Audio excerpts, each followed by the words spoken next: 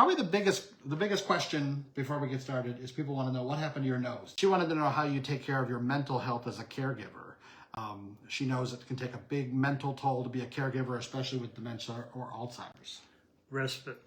We learned that Get out of the house. respite was important, and it may not always be necessary or may not always be possible for you to hire the help you need, but do listen to your friends, your neighbors, your family, anybody that might offer, because a lot of people will say, if I can ever help or, do anything, let me know, but then it's hard for you to ask for that.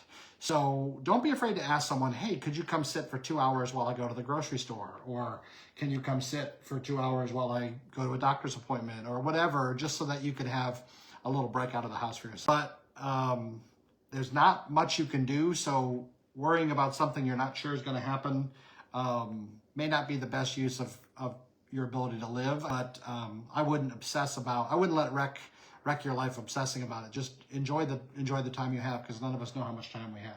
Dementia is an umbrella term. The number one type of dementia is Alzheimer's disease. And that typically affects memory and brain function, but there are other types. Some of those types of dementia will cause a little more agitation or violent, and it's possible to have multiple.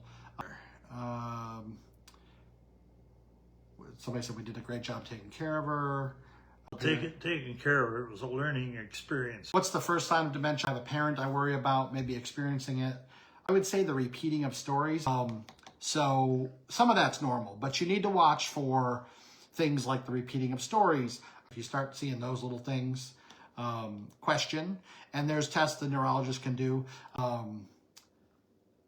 lot of people say that they learned a lot from mom and our care, and that's probably one of the biggest reasons we shared. So once we figured out accidentally that we had a platform, just in sharing our silliness of her talking to herself in the mirror, we accidentally stumbled on a platform in which I started getting messages from people about that they were going through the same thing. There's 400 of you right now, like I can converse with you, because it's hard to converse one-on-one about this disease and the journey. But we started doing that, and I sat on the couch there at the beach house reading you guys' comments, and some of the comments and stories of people going through this would bring tears to your eyes.